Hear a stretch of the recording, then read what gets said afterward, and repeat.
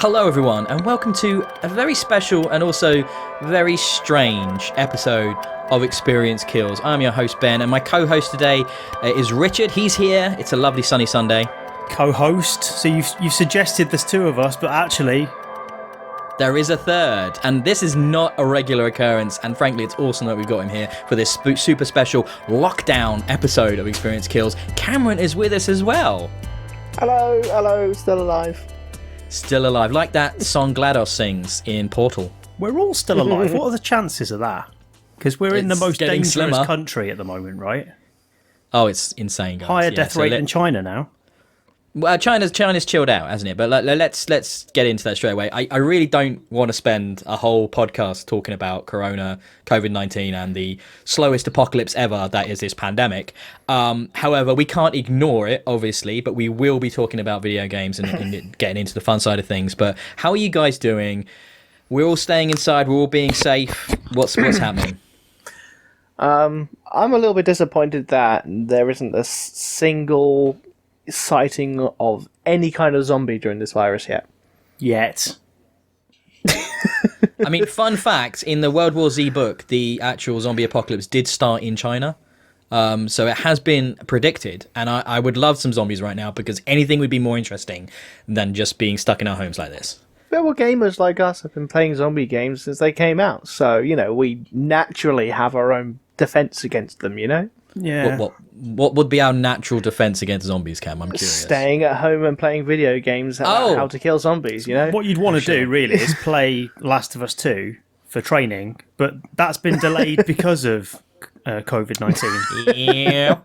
Yeah. Okay, we'll play that game. What is the thing you're most bummed out about that's been delayed? What's the thing that you like gone?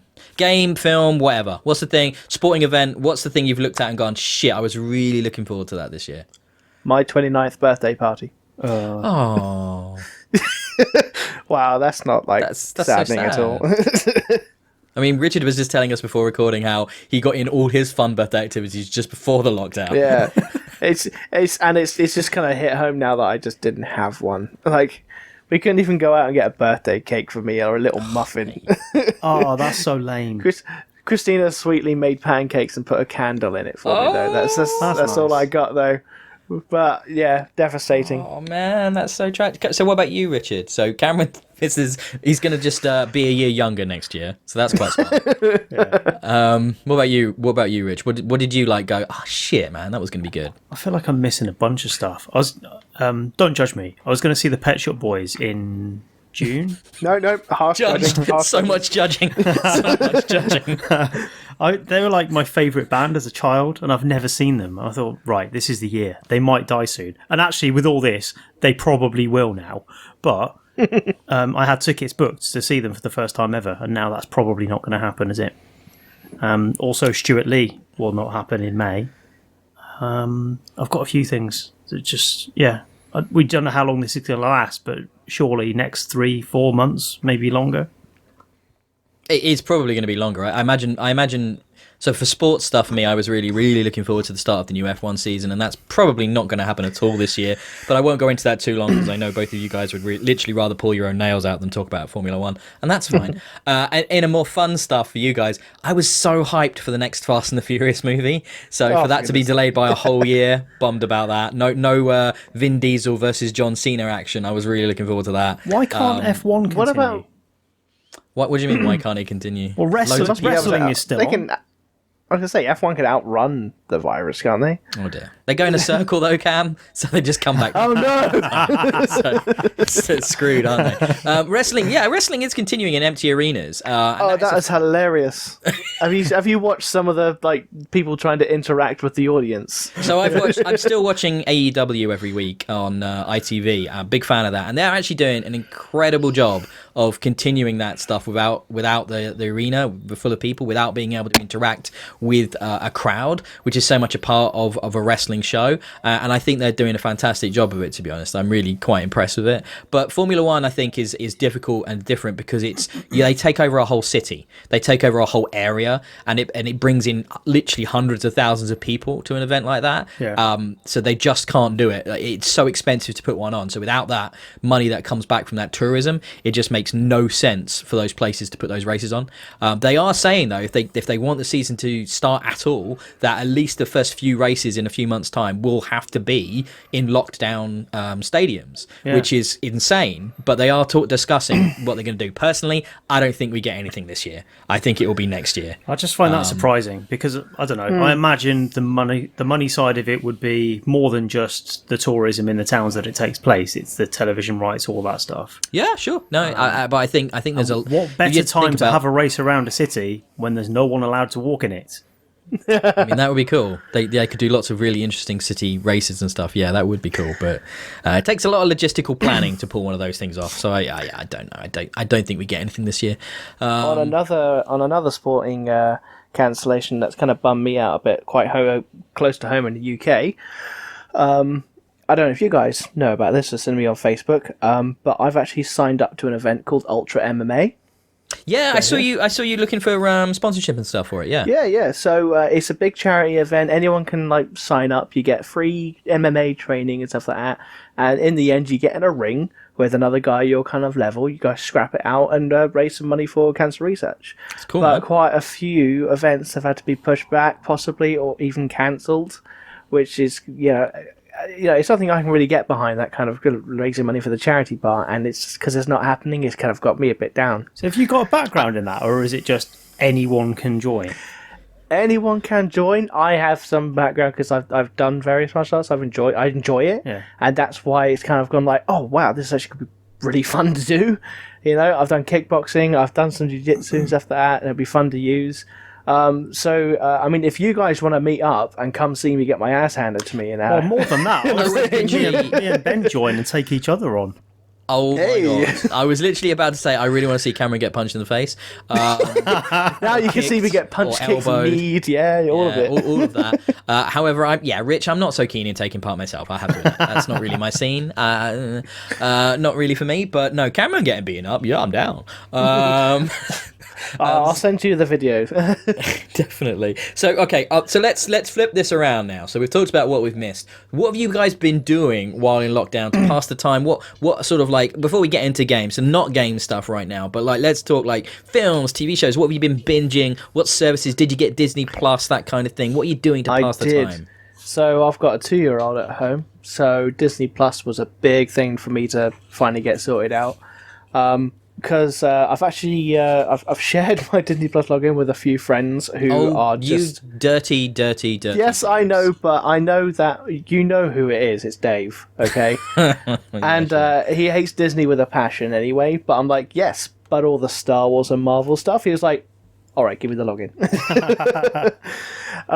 So yeah, I've been while he's been watching nothing but the Disney children's stuff, I've been watching the newest series of the Clone Wars. I've been finishing the Mandalorian in all its high definition quality. So good. And just when he's gone to sleep and Chris is doing stuff, I've just been watching all the adult stuff, like the Marvel films and the Star Wars and all the TV shows.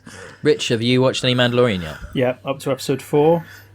Nice one. Loving it. Enjoying it? Yeah. It's good, isn't it? I'm trying to remember back. So episode 3 the one with the Jawas? Yes. That's probably my favourite episode because I think it balances the kind of the tone, the self-serious tone of that character, but also brings in some incredible humour and slapstick Buster Keaton style pratfalls, and it's just funny but also super Star Wars and really, really enjoyable. I think that was the high point of the whole season for me. I really enjoyed that. How many episodes are there? Because I have spoken. They're releasing them weekly, aren't they? I think 2. There's 8 episodes. Okay. So. Trying to think, episode 4 I think it's a pretty decent one. That one, it's the ATST episode in ATST in the forest. Yeah, it's pretty awesome. Well, it's an interesting one. Do you know who directed that episode, guys? No. So Bryce Dallas Howard directed it. So the woman she starred in the last two Jurassic Park movies, and that's why it's shot like the ATST is almost like the T-Rex coming through the forest, often not shown the threat of it. It's meant to be basically the dinosaur in that episode. It's really cool when you realize, oh yeah, okay, I read about that and I was like, that makes a lot of sense. I thought that was really interesting. That's Ron Howard's daughter, isn't it, who directed Solo? It is. Yes, yep, that's right, yep. That is correct. That was not a very good film, though. But there you go. And the first episode, that was actually, at least I know the first episode definitely was Dave Filoni, who actually did the Clone Wars TV show. Yeah, they've got some real talent. And they've got some really cool people coming on for season 2 as well that I'm really excited to see. They've got like interesting directors attached to that. And they've also cast Rosario Dawson as Ahsoka. How cool is that, Cam? I can see it. Yeah, that's the thing. I can see it. I think that she could pull it off quite well. Do you mean like she's in the bath? What's Ahsoka? So Ahsoka Tano is Anakin's Padawan from the Clone Wars animated show, and she's really, really cool. She also comes into the Rebels animated show, and she's a great recurring character. Has a really interesting arc, and is a really cool Jedi in her own right, and survives the Clone Wars, and is actually kind of like they've never really concluded her story. We don't really know what happens to her. So the fact that she's going to have a live action representation in The Mandalorian is very exciting. So, well, technically, she already has had a live action adaptation because the voice actress who played Ahsoka in the TV show actually is one of the voices calling out to Rey in the. Yeah, that doesn't count. She's not on screen. Oh yeah, it's just her voice. It's on the big screen. It counts. It doesn't count. You just hear. Oh, it counts. Shut up, nerd. But I'm upset, Richard, that you didn't know who that was, frankly. Yeah. Well, Come on. Hurtful. Come on. You've got Disney Plus now, I take it, Rich, so you've got no reason not to find out. Clone Wars is brilliant. Clone Wars is brilliant. I do intend on watching it. I bought the full year's worth because I thought I'm definitely going to have my money's worth out of that. That's cool. So what have you been watching? What have you been binging, Rich? Apart from Disney, I've actually still been working. I'm actually a key worker, technically, although not one of the popular ones. Indeed. Same here. I am working from home here, buddy, yeah. The Thursday night claps, I'm surreptitiously claiming some of those. Yeah, I will admit I've done that as well. Kind of revelled in it a little bit. I'm not sure how Cameron can justify that, but okay. If they've made me go into work, then that's enough. Yes, okay? You're just like a health professional. Good job. I am key integral worker for the telecommunications of this country. Otherwise, we wouldn't be able to have this conversation. Can I just point out that internet reliability in phones has been kind of shit, Cam? So does that mean I get to moan at you about that? Yeah, but it's not my company, so deal with it. Oh, right, okay, cool. Fair enough. I've gone sitcom crazy because at the minute it's just so everything is so depressing that I've just been rewatching some favorite sitcoms. I'm now halfway through a rewatch of, for the third or fourth time, not just now but in total, of Parks and Rec. Oh, love it! Get bored of Parks and Rec? No, that's so good. I would watch. It starts kind of slow. First two seasons aren't as good, and then once you get through there, it just picks up. Third season, I'm into season 4 or 5 now, and it's just hilarious.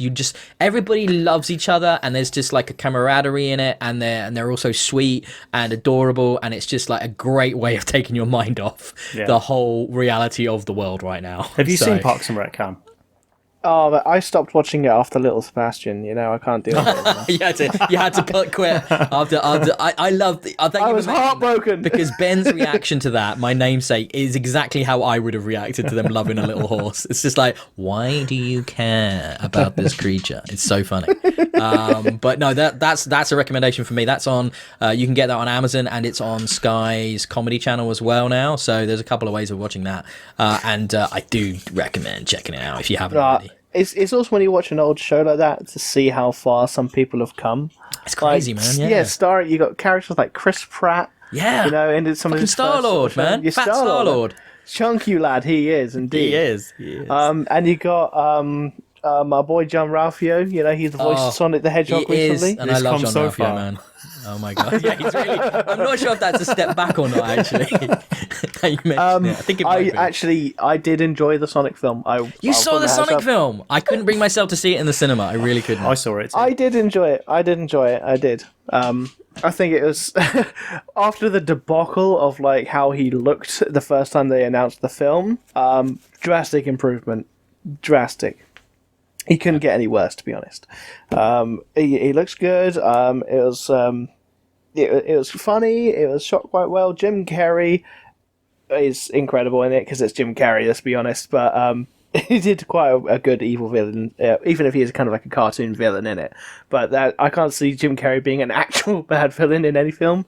He's too funny. I can't see him being anyone truly evil. It was okay. I think gets... I went into it thinking it was going to be terrible, and it was just like, oh, that wasn't shit. So, good result. It's a result. Yeah. It's still a result. Yeah. Do you guys remember when James Marsden was going to be a successful actor? I mean that and then he got killed off screen in the third X-Men movie, and ever since then, it's just been downhill. It's just been downhill, right all the way to Sonic. But no, I want to see it, and it's probably going to end up on digital pretty quick, as we have this new interesting thing, don't we, where because of the pandemic, we're getting movies straight out of the cinema, and in some cases, instead of the cinema, immediately on digital. I mean, they've just announced that the Artemis Fowl movie, the new Disney movie, isn't even going to show in the cinema, and is just going to come to Disney Plus instead, for example. Really? So there's a really interesting thing that seems to be happening with these films now. Bloodshot came to Home Thing, which is the new Vin Diesel superhero movie, and that came straight to digital very, very quickly, and there's more and more of that happening. So I think that's really interesting that they're doing that. Obviously there's a lot of delays in the cinema as well, but yeah, it's pretty cool that they're doing that. Anything else you guys wanted to mention quick before we wrap this bit up and move on to games? No, just that is a bummer, not being able to see stuff in the cinema, because I'm a member of Cineworld. I've got my limited card, and yeah, it really sucks to not be able to use that, because they're still charging me for it. Yeah. No way. Yeah. I mean, I've had a couple of companies that I've been like subscribed to that have not charged me, obviously, because of the coronavirus and stuff like that. You'd think cinemas would do the same damn thing. I'm not too bummed about that, because they've got a lot of employees, and they're going to need to scale back up at some point, and I'm actually okay with supporting them in that way, because I don't think they're paying their employees though, Ben. I think they've kept that money, and they're not just pocketing it, are they? They're charging us this month, and then we get it back like when they eventually open. Yeah, because we'll be able to see films again. Is that what you mean? No, I mean, I've been charged for April, but I can't go in April. So whenever they open again, I get that month free, but they don't know when that is, obviously. Have they said that? Have they? Yes. Oh, I didn't see the communications. Okay, fair enough. But even if they hadn't said that to me, I wouldn't have been too bummed. Honestly, I really wouldn't have minded that. I think they've laid everybody off though. They've binned all their staff. So not furloughed, proper let go. Yeah, because they're all 0 hours contracts, aren't they? Of course they are. Yeah, That's the world true. we live in. Yep. I'm because my gym's closed obviously around the corner from me, and so I've got no way of getting to it to properly exercise. Same. Obviously taking the dog for the walk's fine and everything like that, but I can't exactly do big exercise in my living room because they just make no one wants a big thundering noise at 7 a.m. Of just the thighs clapping together. That's so disturbing. Let's not talk about that anymore. Okay, I think we'll leave it there, and let's just end this on, please, for the love of God, it is sunny out right now in the UK, and I'm sure in other parts of the world, but stay inside. Do what your government is telling you, and for once, and just do that. It will More help. importantly, to stay safe as well. Well, I mean, if your house is on fire, don't stay in it. I guess that would be one exception. But, stay safe by staying inside. It will slow the spread of this thing and hopefully mean we can get back to normal a little bit quicker. But in relation to that, staying inside will help our healthcare professionals deal with the inevitable increase in patients that they are going to have to deal with. So let's help them help us and, thank them by not giving them even more shit to deal with. So just be sensible, follow the advice, keep up to date with that. And honestly, I shouldn't have to say this. I mean, if you're not already doing this, because you've all been told this for the last 3 fucking weeks. So honestly, just Just do what you're told. I love that bit. I shouldn't have to tell you. Like someone's on their way out now. He's got to change their mind. Listening to the podcast. They're listening to the podcast version. They've got their headphones in, and it's like, "Oh, I was about to go to sunbathe in the park. I won't do that now. Ben told me not to. I'll listen to him. Screw the government, but I'll listen to Ben." Some lad on the bus just like, oh no. I've made so many errors in my life. But no, I think we all just need to help each other, you know. Let's just look out for each other and be safe. Let's talk about some video games, yeah? Should we do that? Let's do it. Yeah. Let's do it.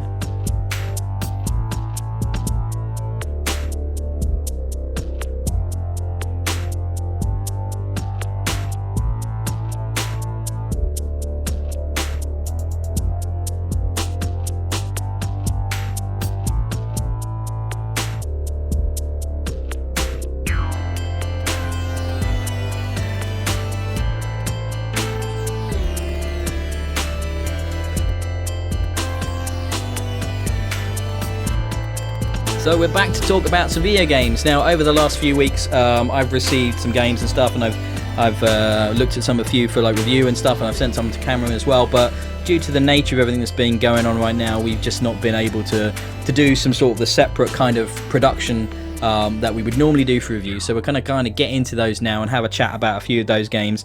And hopefully, if you've stuck on this while and you're watching the video, you'll see that we're actually we've got gameplay as well for these, so that we've recorded for review purposes. But we're gonna pop that into the podcast here. So if you're listening to the audio only version and you want to see these games, do log into our YouTube channel and check out the video. But I think I'm gonna jump in with the one, well, there's a couple actually I've really enjoyed, and I'm going to jump in with the first one because it's sci-fi and it's really hooked me in actually, more than these types of games usually do, and that's Deep Sky Derelicts. I believe it's the definitive edition of a game that's been out on PC for a while and it's now come to consoles in the last few weeks. And basically this is a run-based sci-fi tactical sort of card battler strategy game. Does that make any sense to you guys, how I've described that? Do you know the kind of game I'm describing?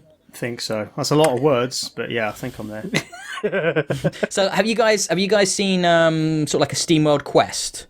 So it's the idea that you have, in this particular one, you've got like three characters and they're randomly generated, and you get a squad for each run, and you go into a battle on these derelicts. So you're exploring these derelict spaceships to try and find artifacts to help you on this quest to find the mothership, as it were. The story is kind of ancillary to the gameplay, but it's got a really nice 2D art style. It's got actually what I found is some of the more accessible card-based mechanics, because I'm not normally a big fan of the deck-based action games that seem to be quite sort of popular at the moment, quite de rigueur, that seem to show up quite often. But this one, due to the sci-fi setting, due to the kind of the gritty kind of mercenary kind of vibe that's going on with the setting and stuff, I'm kind of being drawn into it, and I like the mechanics that are being presented in this 2D way, and I like how you have to explore these ships to find these things and like scavenge and stuff, and everybody's kind of gross and a bit scummy, and it's a bit like the outer rim of like the Star Wars universe, so it's got a bit of a Mandalorian vibe to it as well, which fits at the minute because that's obviously a really hot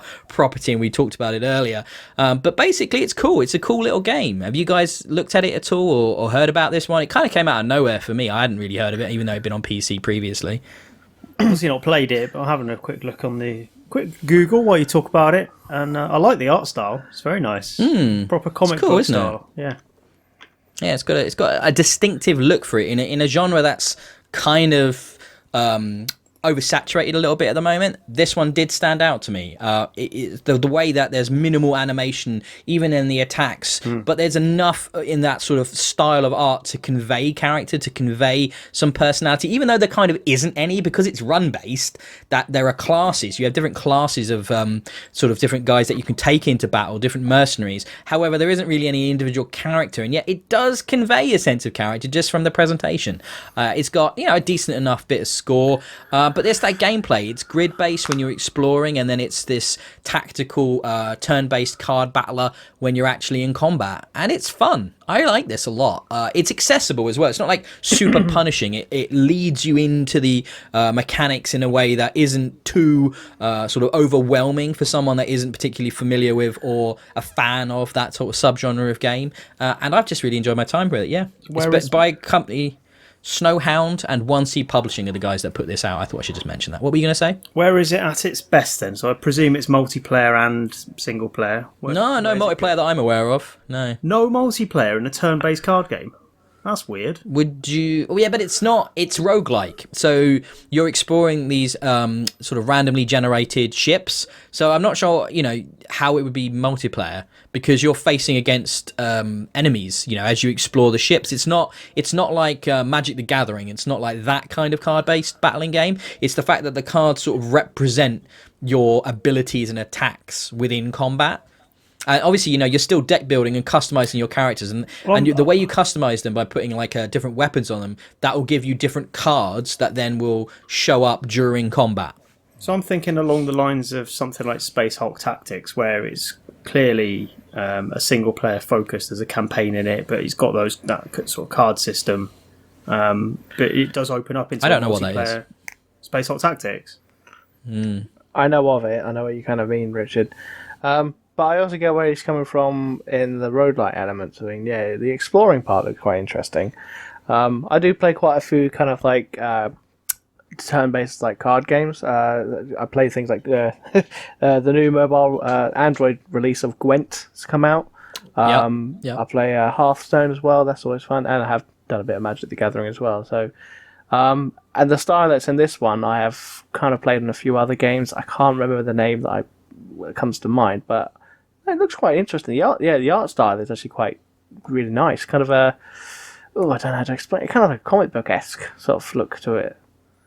Yeah, that's fair. I mean, it's clean. It's got a clean lines in its design, but however, it conveys a really gritty future setting as well at the same time, and it makes it quite fun to explore. Yeah. Sorry, I don't know. Space Hulk Tactics, is that a Warhammer thing, by the way? Yeah, and it's not the same sort of game really, but because you're moving things around a board rather than it be a strict face-off between card decks, but it's got card deck elements in there, and I just thought this would work well as a competitive game. You mentioned Magic the Gathering, maybe that's more appropriate, but just because it's got a roguelike design for the single player wouldn't preclude the possibility of competitive elements.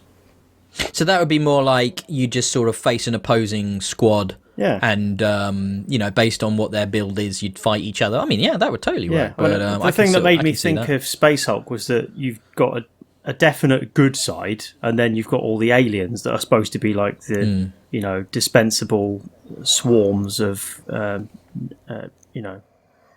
creatures coming out of the walls and stuff that you wouldn't necessarily think of as player characters. They're just there to be killed.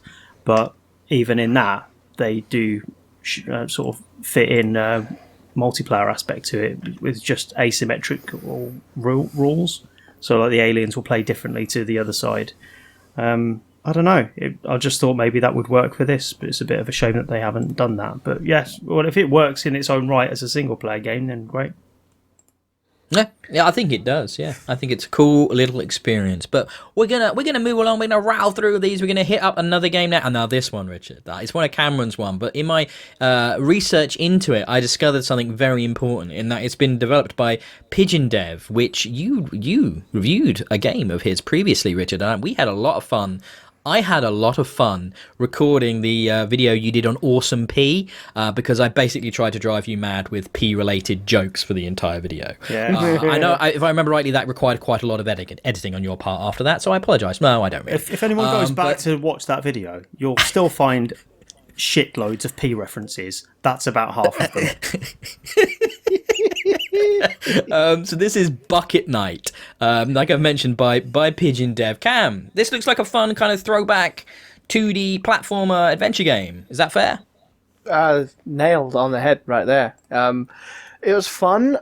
It was, funny enough, it had kind of elements of, I'm not going to say Souls-like, but the whole... What? You pick up... What? I'm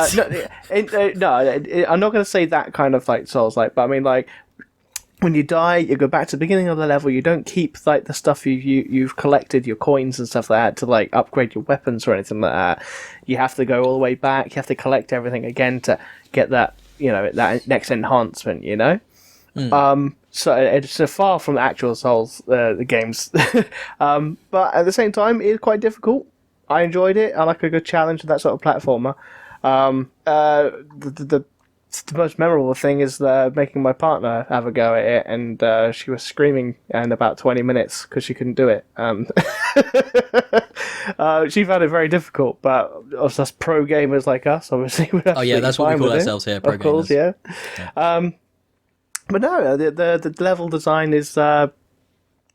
It's quite a short game, I will say. It didn't take too long to kind of get through it, but it's still enjoyable though. It's you literally run and gun. You have different weapons you can collect as well. I myself found myself using the very first weapon more often than anything else to start with. I could have got like a machine gun a little bit later on, but I just found like the control with like the first weapon was a lot easier to kind of use and utilize, which I found a bit strange. But no, it was a nice little change. I get quite a lot of like kind of full 3D. This is just a nice 2D platformer and really enjoyable.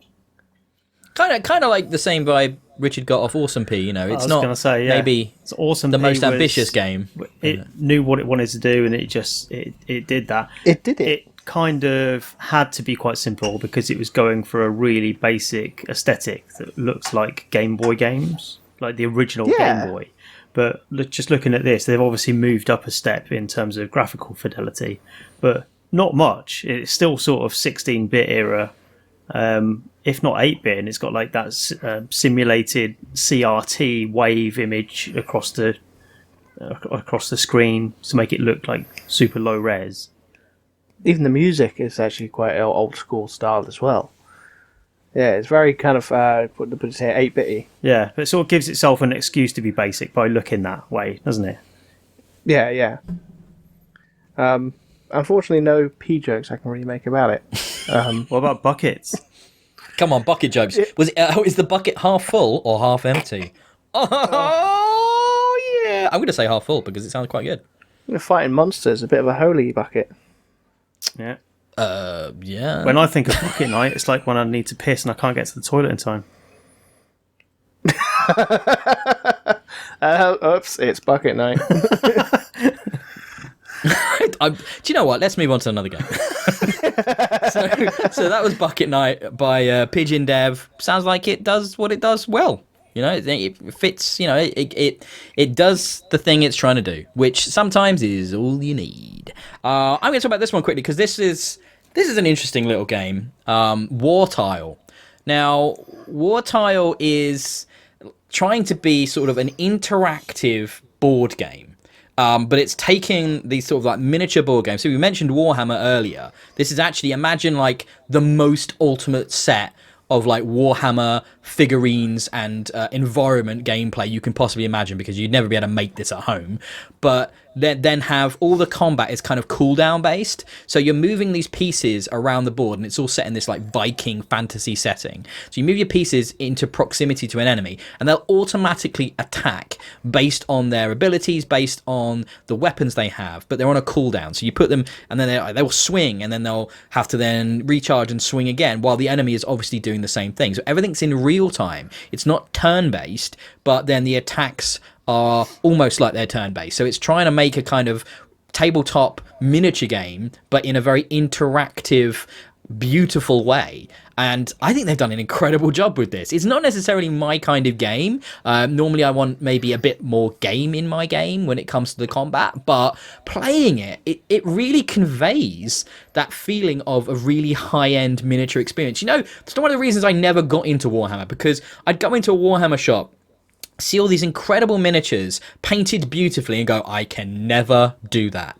Mine will always be all black or all red and look like shit, right? I will never achieve that. But with WarTile, obviously, it's like you've got this set, and they are beautifully painted, and everything looks really incredible. And then in the overall kind of menu system, it's all like you're dealing with your miniature collection. So the pieces are all laid out in a nice display box, and you get to, customize them and put different weapons on them as you unlock them through playing the game. And surprisingly, there's actually a pretty cool story involved here, which is all narrated by a narration kind of dude. He does all the voice work. Imagine it's like an audiobook. So the guy isn't like, you've got different voice actors. He's doing the voices. So he's like telling you a story, and he's the narrator. And then when there are voices that are coming from the characters, he's speaking to you in their kind of tone and stuff. And so it's like a really well-read fantasy Viking sort of historical epic audiobook, as well as this really well implemented miniature action game. I was really sort of blown away by the creativeness, and yet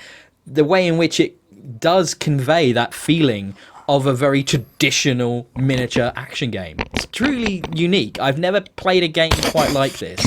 Have you guys seen anything about this or heard anything about this? Again, came out of nowhere for me. I hadn't really done any research into this. Made by Playwood Games and Whisper Games, and it's also published by Deck 13, who have published a few games in the past that we've come across. But yeah, it's a really different little experience. Any questions or any thoughts on that? And I'm happy to elaborate. Does it have multiplayer? You didn't ask that about Bucket Night, did you, Richard? You didn't ask if Bucket Night had multiplayer. But no, if it's not got multiplayer, it's not good. If it's a Ben game, fine. Jesus Christ. Honestly, I don't bloody know. I would have thought so, but I didn't look at it that closely when it came to the multiplayer. I just got into the single player experience myself, and blew through a few of the missions and did some of the campaign and stuff like that, and just really enjoyed the whole kind of presentation of the game. It's got good music as well. It's got the worlds, the environments you fight on, while they're all hex based, are really three-dimensional. You can rotate all the way around them and zoom in and out and really get in there. It's a really weird look, isn't it? Like, yeah, I'm looking at it now. It like goes out of its way to look as realistic as possible for a game that just isn't real. It's like it's a really almost photorealistic rendition of what a board game would look like.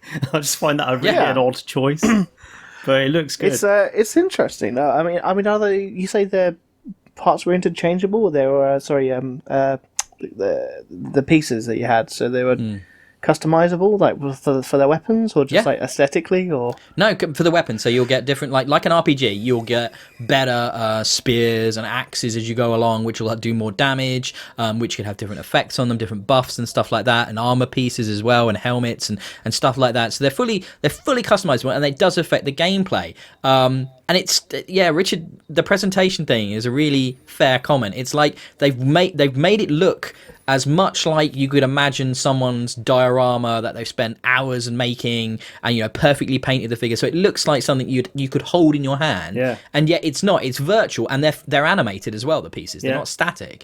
So they'll have attacks and they'll have defenses, and they'll show what their swings and stuff. And then there are other things. So that, again, there's card elements to this as well. So there's deck building elements to this as well. And those will be things like specific attacks or buffs to your character, or things like placing traps as well down on different hexes as you go around the map. And it's interesting because you'd think it would be hard to maybe manipulate multiple pieces quickly, but they have one thing which is really cool, which is if you move like one piece with the Y button instead of the A button, it will move all the pieces as much as they can in that direction together, so you can move everything around the map very easily if you wish. But then when you get into combat, I found myself very easily dividing up my forces and setting up flanking maneuvers. You can see the kind of area of attack for the enemies before you move into it. So that area, once you go into it, you're going to start kiting the enemies and they're going to start coming towards you. So you can set up your pieces around them and then move them all in from flanks and surprise attack them. And it's just very intuitive.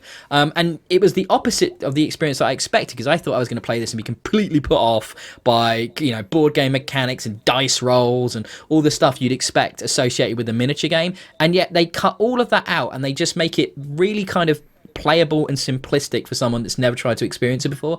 And yet it still feels like a very authentic miniature experience. So it's bizarre but incredibly well pulled off. Never seen anything like it before. No, it looks beautiful, because I was a bit of a Warhammer collector when I was younger. Specifically, mind you, it was actually the Lord of the Rings Warhammer. It was the only gateway I could find that interested me, was the Lord of the Rings stuff. And I enjoyed playing stuff like that. And it actually looks like a kind of game I might actually give a go myself.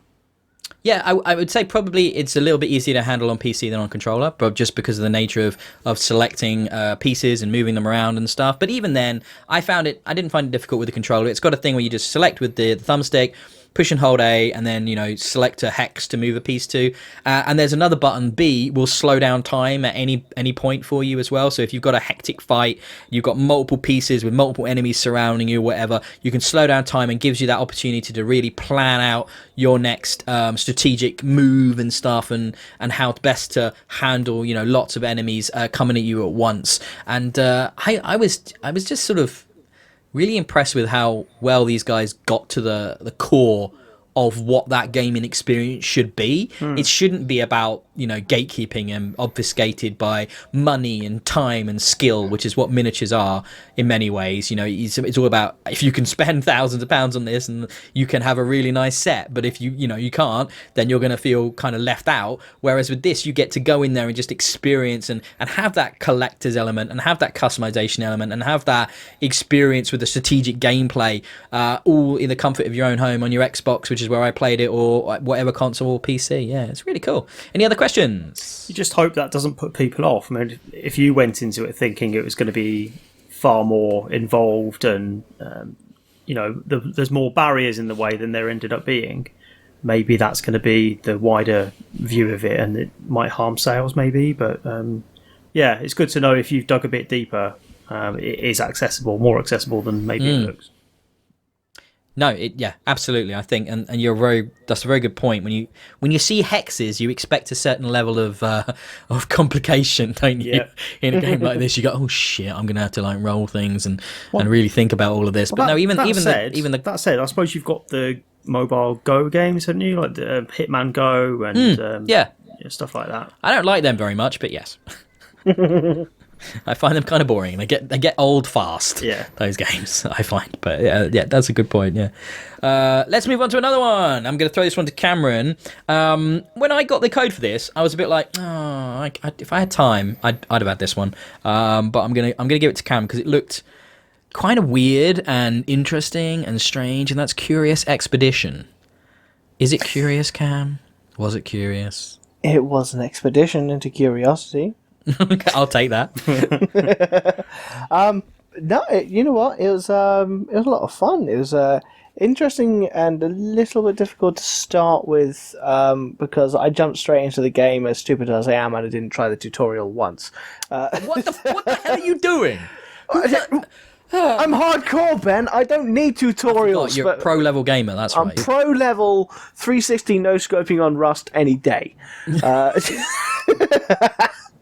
It was interesting. It was fun.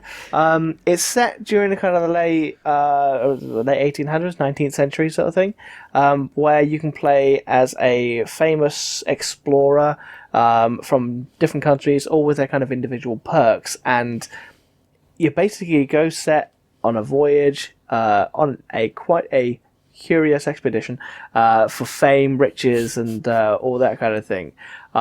I played as my boy, Charles Darwin, because why not? Boy.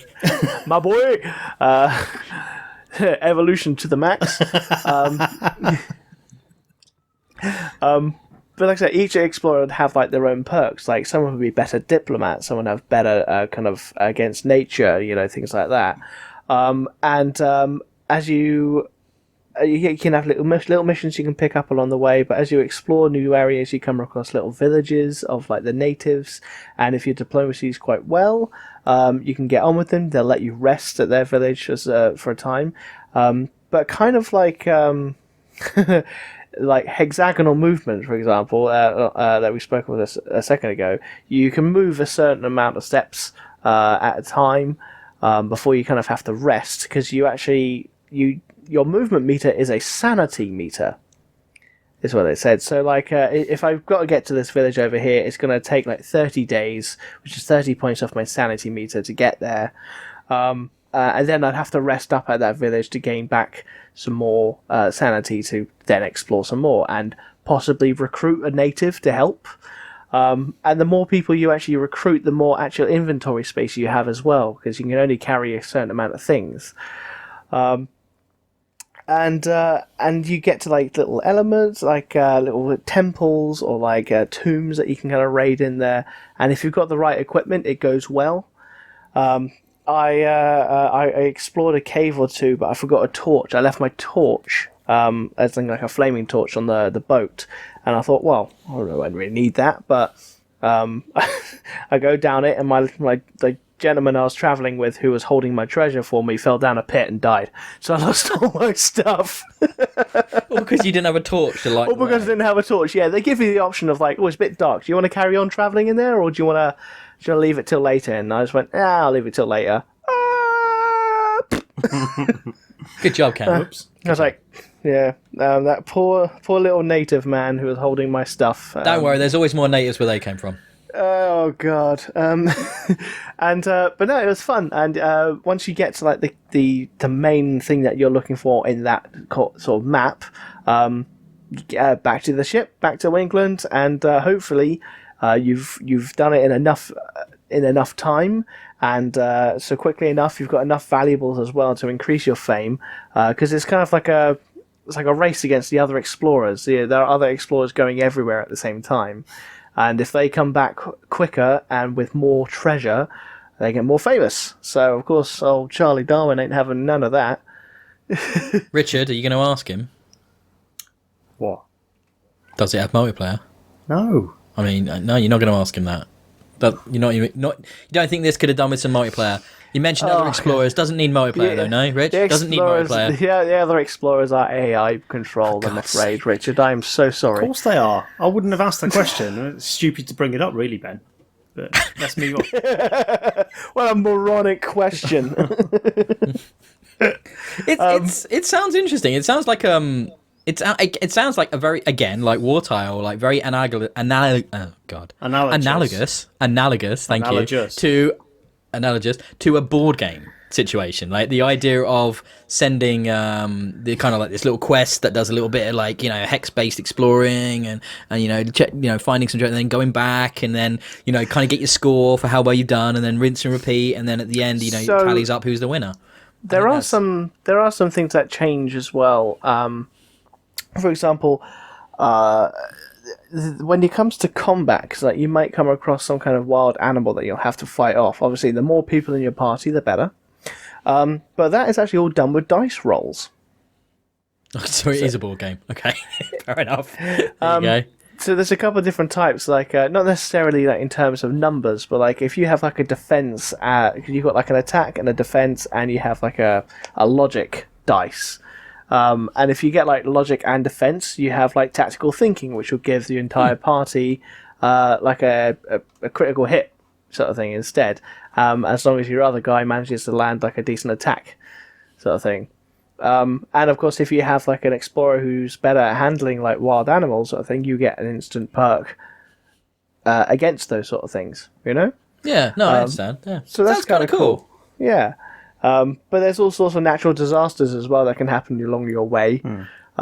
Because I picked up very early on, I was like, oh, sweet temple, found one straight away. Let's go grab this idol from it. And then the nearby volcano decided to erupt. And I had to kind of explore rather quickly in the opposite direction, which unfortunately...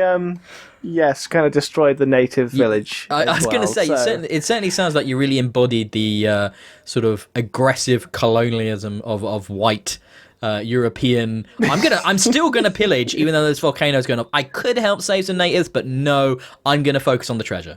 You guys aren't going to need this grain anymore, are you? Accurate. I love that, especially as Charles Darwin. Everybody knows how much of a bastard he was. It sounds like it does a kind of an interesting job of mechanically conveying. We're being flippant, but I mean, I'm being flippant anyway. Mechanically conveying that sort of land grab, that pillaging of natural and local resources and stuff like that. I think that actually sounds kind of interesting to me. That it does go for that completely. It was nice, but the thing is that it is a run-based game. So it is game over as soon as you die out there by accident, and you have to start again from the beginning. Okay. So I made it through 3 expeditions. You said by accident, and like you deliberately killed Darwin. Oh shit! You fell in a pit again. Oh, it keeps falling in pits. Then he got eaten by a tiger. Sugar. Evolve this. Lose more like. So when you finish the Darloos, Oh Christ, Richard! You killed Darloos. I thoroughly enjoyed that one. But when you get back from the expedition, so there's 2 ways you can kind of, with the artifacts, there's 2 things that you can do. So you can send it off to the museum, which will actually increase your fame against the other AI explorers, or you can kind of keep it and then you'd sell it to actually enhance your expedition. So before you go on an expedition, you can buy extra equipment, or you can buy certain upgrades with that money. So if you need, a couple of extra rations to take you from one end of the map to the other, sort of thing, you think, oh, well, I'll grab some more food. I'll pay for that with this. Or if you're just going to go whole hog, oh no, send it all to the museum, and then you just soar ahead. But that could be detrimental to your next exploration.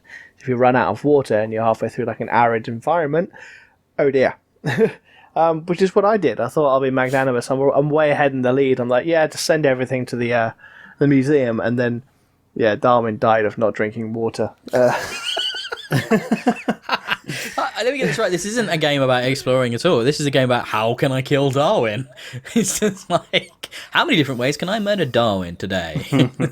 Darloos. I'm sorry. I love it. This has been made by a small German Berlin-based studio. Who wants to try and say their name? Mensch. Maschinenmensch. What do you think? Yeah, Maschinenmensch, and also published by Thunderful. It sounds another cool little curious game. We've this is what we seem to have at the minute. That there's obviously very little in the way of big releases happening right now, and those that are, a lot of them are getting delayed and stuff. Though Resident Evil has just come out, and I think Final Fantasy is still coming out as well. But the curious little indie games, a little bit of time to experience something a bit different, maybe that you wouldn't normally check out. And this is on my list as well now. Actually, Cam, after talking to you, I might have to have a little look at this one. It sounds cool. Yeah, totally. And off the back of that, I'm going to move on to probably the safest one that I've played recently, which is Townsmen, a Kingdom Rebuilt by Handy Games. Now, this looks exactly like what you'd expect it to be if you've seen the screenshots, if you've seen any video. It's kind of a city management, kingdom builder simulator, very much in that kind of settlers vibe, cute little characters, setting up economic, structures to help connect and grow your settlements. You need to get your woodcutter, that will lead to your lumberjack, that will lead to your sawmill, that will lead to your upgraded house, which will lead to your better castle, which will lead to your whatever next. And it's one of those typical chains of production based economic simulators, and you know what, it does that perfectly well. And the port onto console, while maybe not the most elegant control scheme I've come across for this type of game on console, it's one of those things I like to check out on console, is how well these things are ported across. It's fine. The controls are fine. It maybe relies a little bit heavily on different sort of button prompts rather than what you often see, which is the radial menu design for these kind of ports. But there's nothing wrong with that. It works perfectly well. And it's perfectly playable. You've got lots of scenarios, you've got like a campaign, you've got an endless mode options as well, with lots of different maps. I believe the kind of DLC that had come out for the game later is also all included in this version, which I played on Xbox. If you guys have got any questions or anything you want to know about this, feel free to ask, but I'll be honest with you, it's probably not going to be anything that surprises you. It's just solid. And it does what it does without any real innovation or problem. That's it. It really doesn't look like anything stands. Stop it.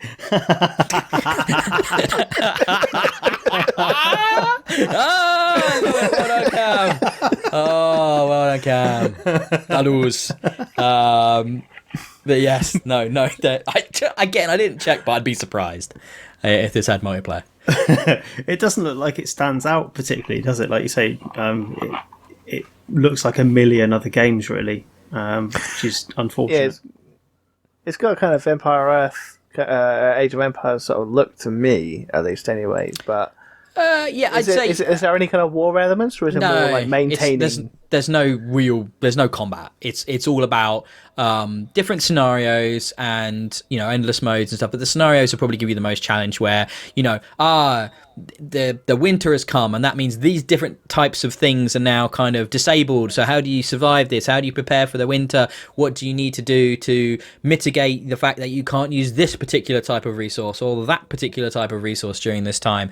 So if you enjoy that sort of stuff, which I do, you will enjoy these types of games. And this game is perfectly fine at that, though there are now quite a lot of options for this type of game on console, so it means it's actually kind of got a lot of competition, whereas this probably would have been an easy recommendation 5 years ago. It's less so now that we've got so much more to choose from, which has got so many more varieties in settings. The fantasy historical setting, as we have here, is not particularly fresh for this genre. I mean, the last one I talked about this was the Dawn of Man one, which was like the prehistoric man colony builder and survival simulator, which gave you different kinds of challenges. And then there's the sci-fi ones, which are like Surviving Mars and Avon Colony and Planet Base, which again are more fresh when it comes to those particular settings than maybe this sort of setting for this game. Like I said, Settlers has been there and done it like 17 times at this point, so I'm not sure what this one's going to bring fresh to the genre, but it doesn't do anything bad. And you know what, there's no Settlers on console, so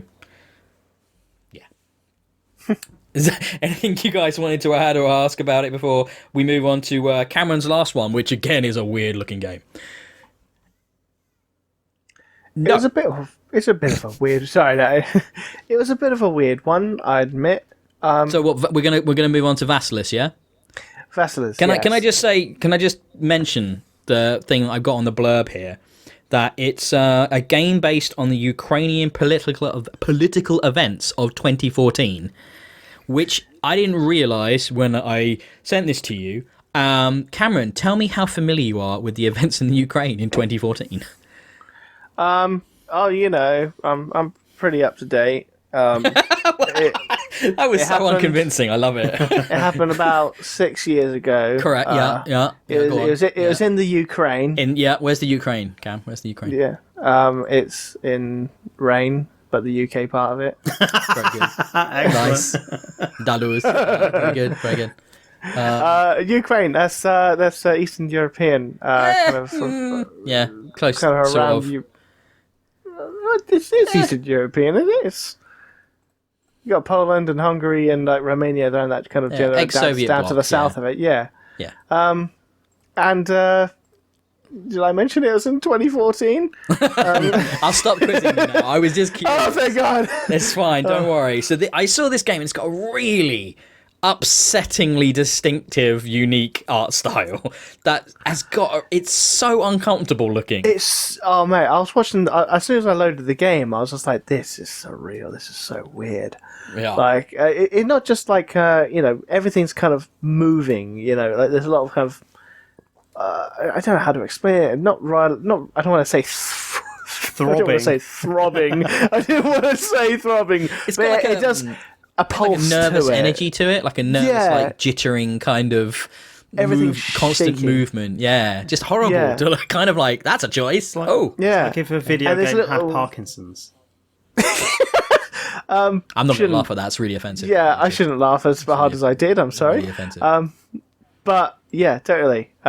It's got the shakes. Everything does, and like every now and then, it seems to have a freak out as well. Like not the game as a whole, but like certain characters that you'll come across who are just walking down the street past you, sort of thing, and they'll walk past, but then they'll have this little moment where they'll just do something out of the ordinary that just you just get more and more kind of like on edge the longer you look at it. So to help me out, how is this connected to Ukraine 2014? What's the story here? What's the setting? Yeah. So it's based on the game was named after the character Vasilis. She's lost her husband Peter in the city centre, and the city's been in riots. There's fires going everywhere. No one seems to be helping anybody else. The police are doing nothing, essentially. And people are disappearing left, right, and centre. There's a whole rebellion movement going on as well. The whole game on PS4 felt a bit strange to me. I thought this would be some sort of point-and-click adventure game, actually. It kind of had that feel for me. It's all 2D based, and obviously the background is all hand-drawn. Which, to be honest, I don't recall coming across a game that's been hand-drawn for quite a while. Even the animations as well. And yeah, during 2014, there was a lot of political unrest, protests galore. I believe it was some violations of, I think, like human rights going on with some issue with Russia at the time. You never know if they're listening. And they are now. So, oh no! So yeah, it was just like a huge wave of civil unrest in the Ukraine in 2014. You can sum. And that's kind I'm of looking at the backshot. description of this game on Steam. Right, you can sum this up in 6 words. This is brilliant. Almost every day, something burns or someone dies. What a description of a game! Ouch. Jesus! Wow, wow, that's heavy. Yeah, and so I'm going to be honest. I'm not a 2014 Ukraine expert, guys. Ah, I don't know if you guys have picked up on hush this your or not. mouth. But no, you can interact with a lot of people. There are little side So what are stories you that doing? use there. And What are you doing in this game? What's the thrust? What's your goal, and how are you doing it? So you're literally going around the city and you're trying to find Peter, her husband, who's gone missing. And you do so by, like I said, why I thought it'd be a point-and-click adventure game. You go around, you find items to pick up. Certain people will need these things to give you information. And then you'll be able to get into a building that wasn't previously available until you were told about it. It looks point and click, doesn't it? So it's side on. You're walking between screens. There's NPCs dotted around the landscape. It looks very much like a sort of old LucasArts point and click thing. If it was drawn very, very quickly. But it was all done with a controller instead, you know? So this is what gave me a kind of weird feeling about it. It's nice though. I mean, I did have to put it down every once in a while. I got a little bit of headache from the drawing style and the animation style. It did just give me a bit of a oh dear. Oh, I need to put this down for a second moment. But I get the distinct impression that it's a very intentional style that is meant to make you uncomfortable. And I'm curious, does the writing, does the rest of the presentation hold up to the very, heavy, mature setting? Like, does it land that goal? Does it make it? Can you repeat the? I'm not sure I understand the question. Sorry. So that's okay. So, it wasn't the best question. I won't lie.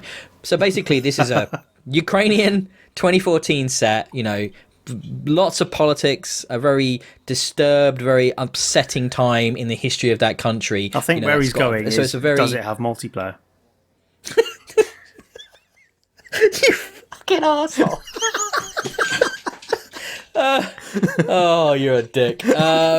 Strange. So it has like a really mature, heavy concept. Does it stick the landing? Does it pull it off with its dialogue and its delivery and the rest of the gameplay? Does it actually come together and leave you going, oh, I'm thinking of games like, there's not many games that try and do something as heavy as this. This War of Mine comes to mind to me, and that, I think, pulls it off. It combines its setting, it combines with its visuals, with its storytelling, with its environment. It all comes together to convey this sense of desperation, this sense of hopelessness, this sense of making the hard choices, and it pulls it off.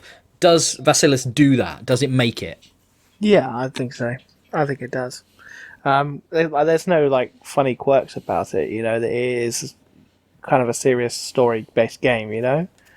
I think it gets into even I've kind of it kind of clicked in my brain that the little freakouts that I mentioned that some of the characters, the NPCs do as they walk by, could easily just be them just screaming in stress and the the depression that they're going through in this sort of situation. You know, I can see it kind of translating and looking like that. And you know, if I knew more about the backstory of like the Ukraine, I mean, I knew there was stuff going on about 6 years ago, but I never really looked that too in depth into it. And it's striking. You know, it's a striking game. Is it gonna? Are you gonna look into it more? Do you think you're gonna go on Wikipedia, do a little bit of googling? You know, I'm not saying you're going to go to the library and rent, you know, from the British Library, like 12, you know, ginormous texts on the Ukraine's political history in relation to Russia. But I am saying, are you interested enough to Google something off the back of that? Because you have to wonder, with a game like this, the goal is surely to raise awareness. It's a bit of an edutainment situation where, you know, this person, obviously, this developer has either lived through this or experienced it or had a close, you know, connection to those events, and is therefore trying to convey that through the medium of a video game to other people to hopefully raise awareness. Are you interested in doing that? Are you interested in finding out more?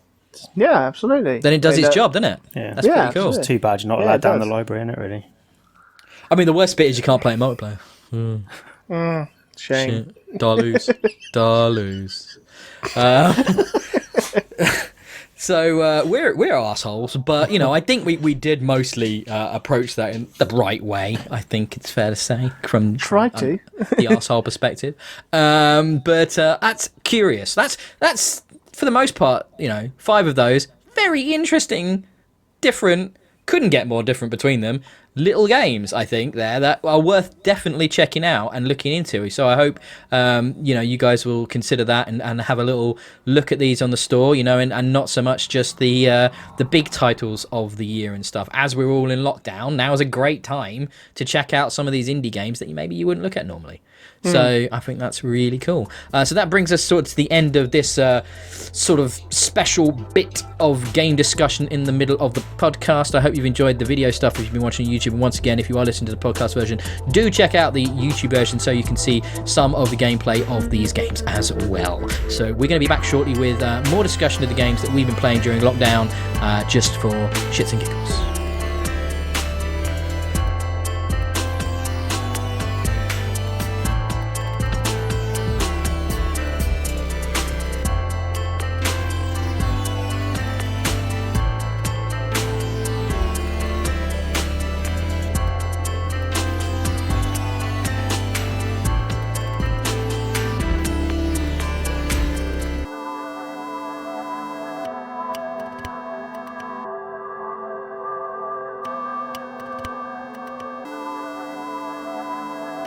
So we are back, and let's talk about some more games. Strangely enough, that's kind of why we've convened today, and I am really excited to talk to Richard about a couple of games, because we haven't had a chance to do this yet, and they both came out on the same day a few weeks ago, and obviously me and Cam have already gotten into the big discussion about Doom Eternal, but Richard has been deep in the Animal Crossing.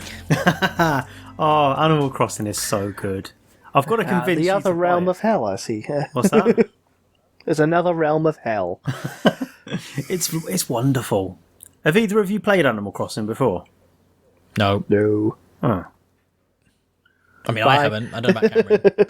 God, no. Okay. No. It's going to be a hard sell then in that case, because it sounds... I know of it. I know of it. Same, yeah. But yeah, it's not my cup of tea, that kind of thing. It doesn't sound like it should be anyone's cup of tea, but somehow it is. Being a part of the slave trade, that's what it is. Slave trade. Isn't Tom Nook meant to be like this complete psycho that makes you basically like slave Forever. away just to buy yourself out of debt or something? And then puts more debt on you, so you're trapped in it forever. This is the only thing I know about Animal Crossing, is that Tom Nook is an arsehole. Same. That's literally the meme. That's all I know. I think you're being harsh on Tom Nook. So the setup of this game is that... He's just a businessman. Well... I don't know how he conducts business, really. He can't possibly make a living out of what he does. He's actually a decent guy. He's misunderstood. So Tom Nook opens up an island, and you get to go live on that island. Unlike previous Animal Crossing games, it's virtually barren when you get there. So it's like Fire Festival, right? Imagine that. Okay. I'm sold. Yeah, go on. And you turn up, you've basically got a tent, and you can choose where that tent goes, and there's nothing else except Tom Nook's own tent, which he sort of runs a small little shop from. He sells a couple of items a day, that's bare essentials, and tells you what you should be doing to make the island better. You get taken on by Tom Nook as a sort of unofficial town planner, and it's up to you to choose where the other residents' tents will go, and ultimately where the houses will be built, and where the town hall and the shops and the different amenities will be located in this town. You can build bridges, you can build ramps up to elevated cliff sections. There's much more that you can do in this iteration of Animal Crossing than you could do before in terms of creating the town, perfecting it and designing it to your tastes. There's much more that you can do to personalise it, really. My dog is growling at me. Shut up. Yeah, I heard that. That was kind of like a thing. I was like, whoa. Sounds like he doesn't like Tom Nook. Sounds either. like Richard's been possessed again. It's like he's the demons coming out there. Yeah, so you can really personalise it, and from the outset, it's yours because you're starting almost from fresh. And because of that, they've introduced a crafting mechanic as well. So more than before, where you could personalise your house with various items that you could buy from the shop each day. It's on a constantly changing cycle of items that you can buy, or your neighbours might gift you items, or you could get your friends online to come and trade you items that they've got in their version of the game. Maybe they've got an orange tree and you've only got pears, so you could swap seeds, and then you've each got more fruit to choose from, which you can sell for profit, and it sells for a bigger profit in your town if it's not a native fruit. So there's all these things that you can do to increase the value of the goods in your town. And that's why you wanted me to play. I understand now. Well, I've got all the fruit, mate, so don't worry about it. I was going to help you out. Oh, all right, okay, all right, fine. So anyway, so yeah, there's loads of stuff that you can collect, but they've introduced this crafting mechanic now. So instead of just collecting things from the shop, you can obtain resources from the environment. So that's not hitting rocks will chip off bits of iron or stone or clay, and you can save that to build stuff. You can also chop bits of wood off the trees. You can harvest weeds, and this is the bit where it starts to sound like, right, where's the fun in this? Because essentially you are doing a job, but it's fun. It's fun to go around tidying up your town, to try and amass these materials and just find out what the next thing is that you're allowed to build. So you'll learn these recipes based on things that you're handed, things that you find, or experience that you have. If you've picked up a certain amount of boots, like if you go fishing and you pull a boot out the river, after a few of those, you have the idea, I could probably make something out of those. You can craft a pair of recycled boots that you can wear. So there's this constantly evolving palette of items that you can make, wear, use, place in your house, show off to your friends, make a little display in the middle of town if you want. And there's just so much to sort of see every day. And that's before you even start on the calendar schedule. So we've just gone into spring in the game, and you've got what's called the Bunny Day event, which is basically Easter. All of the environment has changed, so you've got blossom on the trees. You've got eggs knocking about everywhere that you can make into other stuff, like egg themed bedroom decorations. And it's just, you want to log in every day and see what's different, what different fish you can get today, whether there's a different insect in the trees that you can try and catch with your net. And it's just it's nice. You can play for 5 minutes just to have a tinker about. You can play for hours trying to get enough bells is the currency. Try and get enough bells to upgrade your house again. But it doesn't force you to do that. It's not like Tom Nook is suddenly saying, "Oh, you've paid that one off. Now you owe me $500,000." Ha ha ha ha. It doesn't force you to do anything. In fact, he's quite a benevolent lender. So he will upgrade your house for nothing, and then say, "Well, when you get a chance, before I can upgrade it again, you obviously need to pay me back for the one I've already done, but it's at your leisure, like, don't worry about it." So you can pay it back as quickly or as slowly as you like. There's no interest. And he does comment at one point, I don't know how I run this business of sort of casual lending with no repayment policy. And you think, why are you doing this, Tom? You're mad. You're ill.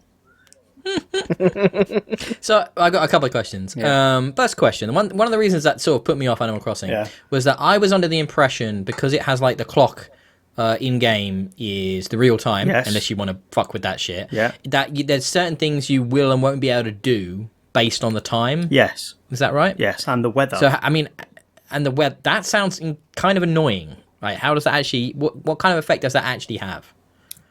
It adds a constant changing environment to how you're playing each day. So what would otherwise be a samey experience, you're essentially doing the same stuff every day. You're hitting trees, you're knocking on rocks to get stuff out of them, you're fishing, you're trying to catch stuff in your net, you're donating stuff to the museum to put it on display, like fossils or fish or insects that you've caught, so that you can see what you've caught and have a nice little something to walk around and see your progress. It's all the same stuff, but what makes it is that schedule of changing environments, changing events, to think, oh God, what different can I get now that it's raining at night? Does that mean I'll catch something else? And it will make you want to go and do it again, just in case you get something different. And it doesn't sound like it should be that engaging, but it really is. So you'll wait. So it leverages FOMO in a big way. Yes, definitely. Yeah. And I think some people would argue that's a really bad thing, though.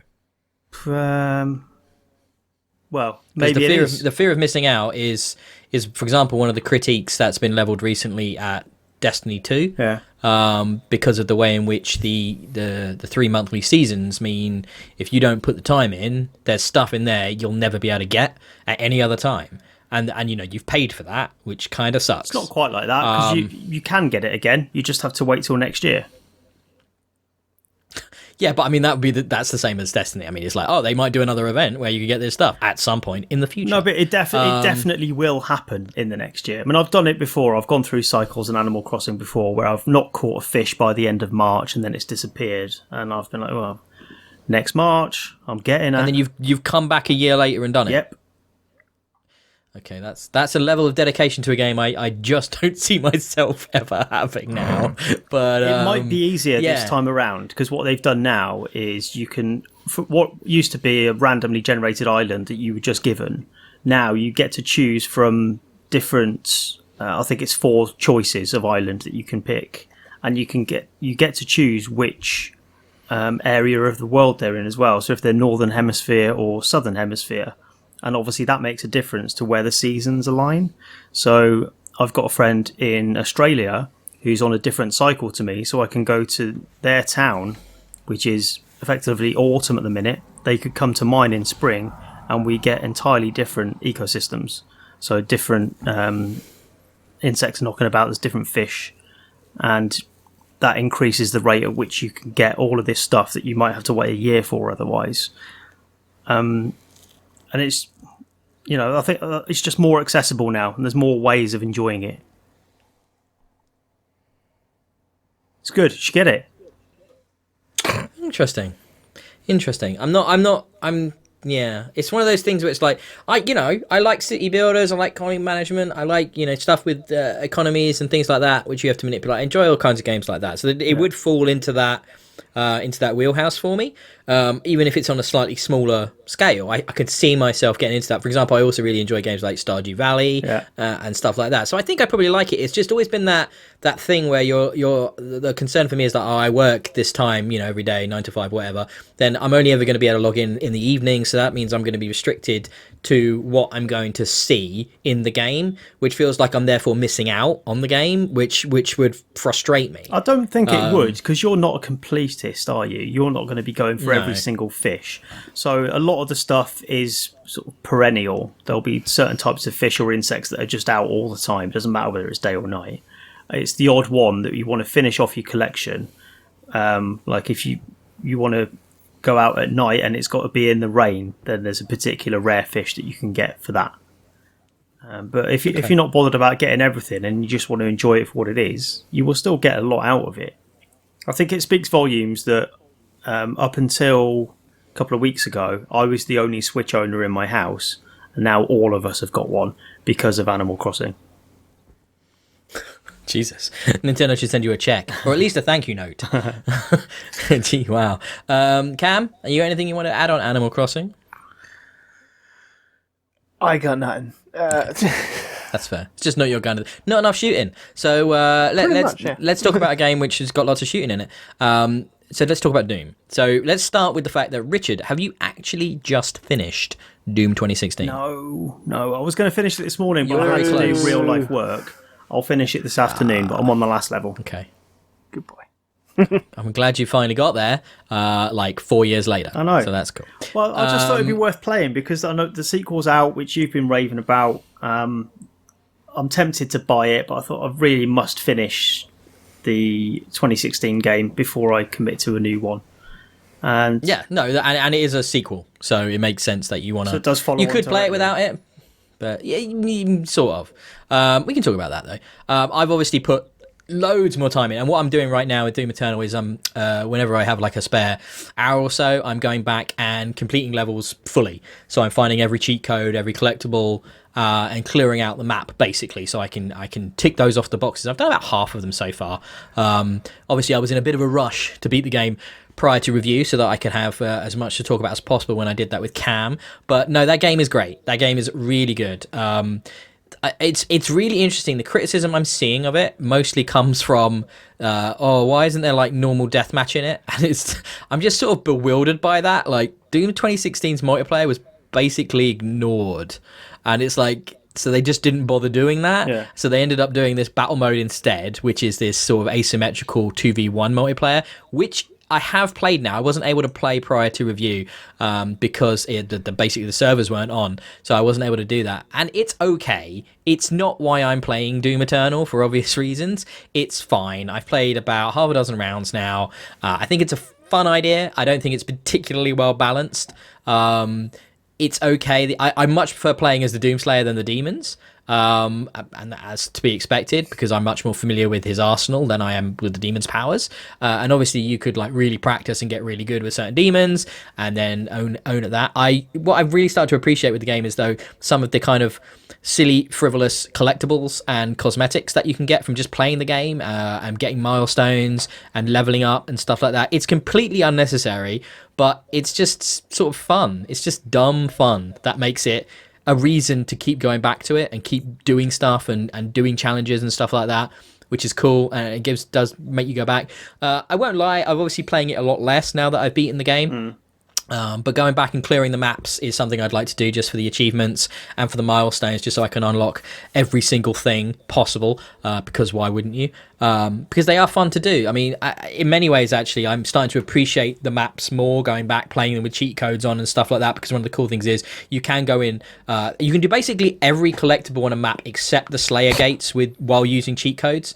So you can put on these ridiculous abilities, give yourself all the weapons, play God mode, whatever, and just blast through maps that took you like 90 minutes, 2 hours, first time, now in like 20 minutes. Because you can just run through and just focus on the collectibles, which is actually really user friendly that it lets you do that, except for the Slayer gate, because the Slayer gates are gameplay based, so they don't want you to be able to do that by just cheating your way through them for obvious reasons. You have to do the map normally to get to those. But yeah, there's so much added to the experience. I have noticed that the kind of wider critical reception has been a bit more lukewarm than 2016, and I think that's got a lot to do with the fact that this is a sequel to what was a very surprising experience the first time around. So instead of this totally fresh take on Doom, we now have an iterative expansion on 2016's gameplay mechanics, and that's fair. It's less surprising, I get that, but it's still very good. And I think the actual balance of the elements that they've added into Eternal over 2016, the kind of extra elements of the chess game that you play at 1,000 miles an hour, which is what Doom Eternal is, really plays off. And the more I go back and replay levels and have more and more unlocked, the more I enjoy it. The more familiar you get with it, the better you get at it. So the idea of chaining together chain chainsaw, into flame attack so you can get more armor, into glory kills so you can get more ammo, or whatever, into health. Health, that balance, that tiered system works, I think, incredibly well. Yeah. So I mean, Richard, with somebody that knows about Eternal now, I don't know if you watched the review we did, but maybe you've tried to avoid it for spoilers. I don't think we did spoilers in it. Is there anything you want to know? Because obviously you're finishing off 2016 here, so yeah, I'm going to finish it today with a view to playing Eternal, but I don't know how quickly I should play it. So I suppose my question would be, how different is it? Is it just going to feel like more of the same? Should I give it a break, or is it different enough that I'm just going to step it up for me? I think it's cool because the way it starts, the onboarding is so much quicker than 2016. So if you did come straight in from 2016, for example, there's no pistol. It's actually interesting. I saw an article on PC Gamer that the pistol was made. There is a model in the game, and they on PC they were able to hack the game and get the pistol re-enabled. Yeah. And it was like, but you can see why they got rid of it. It's just not the way you should be playing Doom Eternal. It's like it's not feasible anymore. I think you could maybe find uses for it. It was like a burst fire thing, and it had like different attachments for it and stuff. But when I watched the video for it, but you start off with that combat shotgun and you just go from there, and you end up having like 3/4 of the arsenal within like 2 or 3 levels.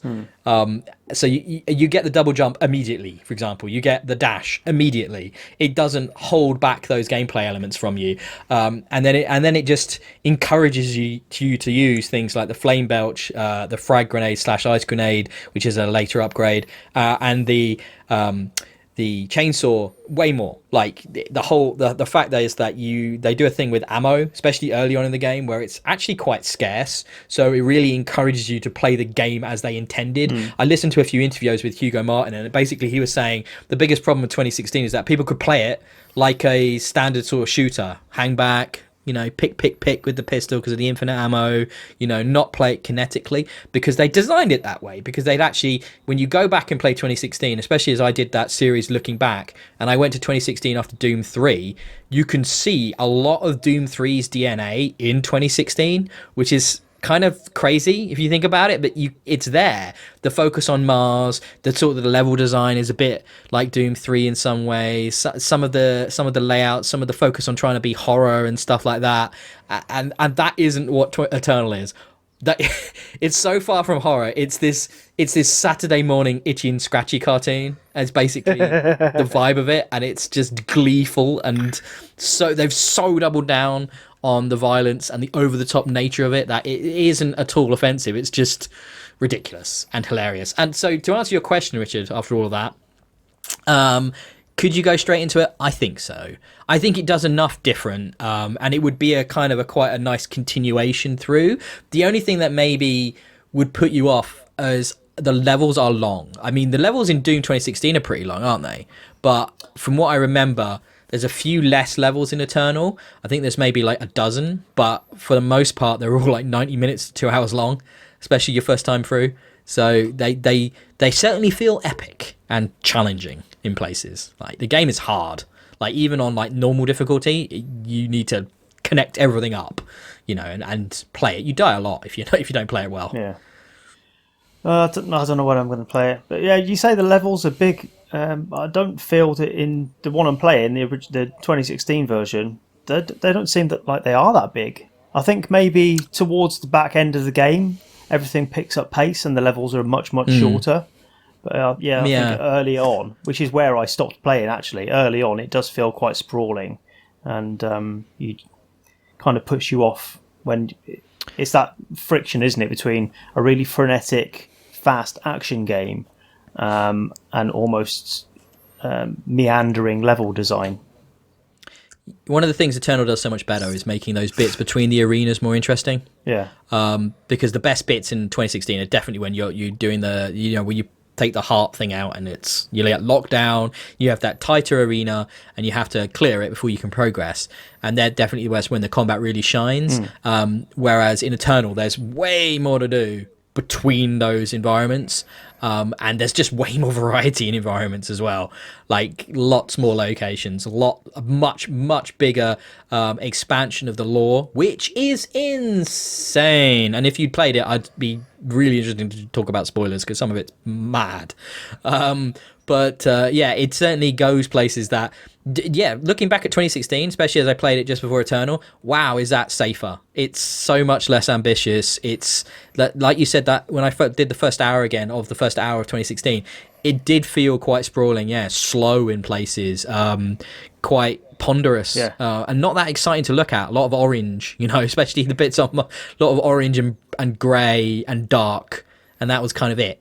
Whereas Eternal is just colours and explosions and like the fact that you can get this of Twitch Prime, you can get a Doomslayer unicorn fairy outfit for your character. I mean that says everything about this game. Purple unicorn with wings, and it's just ridiculous. And that's Doom Eternal. It's proper mad. Yeah, I do recommend it though, Rich. Maybe take a break. Maybe space things out, man. We don't know how long we're gonna be on lockdown. Yeah, so it's kind of like Crossing. Well, that's a given. A lot of that. I guess I'll play this by 2024 at the latest, won't I? Amazing, fantastic. Yeah, we'll be on the next Xbox at that point. But thankfully, it's gonna be completely back compat, so that's all right. Yeah, you can totally do that. Yeah, just saying. Cam, let's throw it to you. You've been playing some Borderlands 3. Just polished off like the first DLC that came out that was free, and now I'm on to like the newest one that's come out, which is definitely the title of my hentai autobiography, Guns, Love and Tentacles. Yikes. And it's fun. All of the DLC so far have been bringing back like characters from previous games, like obviously the Borderlands 3 had guys like Lilith, they had Tiny Tina come back and Brick from the first games and everything. But now we've got a lot of like DLC characters that are coming in and guys from like the pre-sequel as well. For example, you got Timothy, who's like Handsome Jack's like. Oh goody, the pre-sequel. What's his name? I enjoyed the pre-sequel. Well, I suppose there has to be one. There's always one. But the guy who you could play as like the Handsome Jack's kind of doppelganger, I guess assassin targeting, I guess. But he actually appears in like the DLC for Handsome Jack's casino heist, which is cool. And now we've got Gage, the Necromancer. She's actually in the Guns, Love and Tentacle one, which is during Havelock's wedding, and it's fun. The environment's changed up a bit. And my god, the guns and like all the loadouts and the builds you can do nowadays are just absolutely insane. Some of the damage that I've got a shotgun right now, and the perks I've got have basically given me completely infinite ammo, and I don't die. What class are you playing? Crazy. I'm playing as Mose, the the big mech chick with a big mech that works with it. I consistently have 1 health, and then I end up with like 70,000 shield, which increases up to about 150,000 when I kill like 3 enemies. It's disgusting what I've done. Trust me. That's the cool bit about Borderlands. It's the broken builds. That can be really fun. I played 3. I didn't max level or anything. I think I got about halfway through the game. The most fun I definitely had was playing in co-op with another one of my friends who's mad hardcore into it like yourself. And it is a good one of those. It's just one of those though. I just didn't find anything particularly interesting about it. It was fine. I might go back to it if I've got nothing else to do and I fancy a shooter that I haven't finished. And I think it's fine. Yeah, it's fine. Is as far as I can go with it. The DLC is usually very good for Borderlands games. I just thought, like, when you talk about the story and stuff, like, when it's like, let's focus on this character from Tales of the Borderlands for a while, and I was like, who the fuck is this? Who even knows who this is? Like, there was some like, they might want to call it fan service, I guess, but most of it was just like, I don't care. Like, I played it out of order as well. I played a lot of the story completely out of order because I'd be jumping in and out of my friends' co-op games, and I'd be all over the place. I had no idea what's going on. And then I go back to my game, And because of the way the co-op works, if you beat the story in co-op with someone else, you don't do that mission again. What? It's like you've already completed it. So if you beat it with whoever X, you go back to yours, and then you'll get to that point in the story, and it just jumps over that mission to the next one that you haven't done. That's so dumb. So that's really dumb. It hasn't done it with me before, unless that's an update that I haven't noticed. That was doing it at after I've launch. completed it. I did it at launch for me. Okay, that's a bit odd. But I don't know if they might have patched that properly, because usually when I came back, I thought it was my own game, I intentional. had to do it. No, I thought that was intentional. So you didn't have to replay stuff you'd already done, and it just wasn't. You just jumped right over it. So I was kind of like, what? Where am I? What am I doing? What? Who? What? So it says, I guess I'll just completely ignore any kind of story here now then, and just shoot things because It's the sort of thing where, like, the characters and stuff that are coming from Tales of Borderlands, I think it's just kind of coming full circle and just closing off everybody's stories, you know? Oh yes, those stories from Tales of Borderlands. I remember playing that. No, I don't, because who played that? Me. Nobody played that. It was good. I did. I did. It was good. God, I didn't think you even liked I Borderlands. don't, but that was a good series. Oh, fair enough.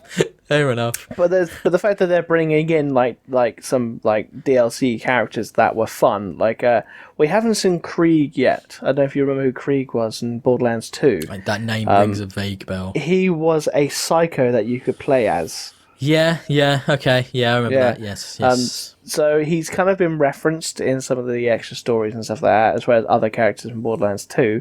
But it's just like he hasn't appeared in the game yet, so I think a lot of fans are waiting for him to make a little appearance as well. That'd be cool. Come on, Krieg, yeah. Do you know what the most fun I had with Borderlands was? Do you want to know what the most fun? Let me guess, turning it off? No, farming Multiplayer? farming golden keys. Farming golden Yeah, don't worry, Richard, there is multiplayer, I promise. There's definitely multiplayer in Borderlands 3, yeah. No, farming the golden keys. So, like, I subscribed to the subreddit, and it would notify me whenever another golden key came up. And I have, like, 50 golden keys now, and I haven't used any of them. They're all sat on my account, and I'm like, whatever. Maybe when I go back to it. Yeah. I have all the best guns then. Great. That's hilarious. Yeah, so I enjoyed the meta game of golden key farming more than the game itself. But that's not fair. I mean, it's fine. It does what it does well. I think they've done a good job of making it look like a current generation game, with the same art style, but making it look, up to date.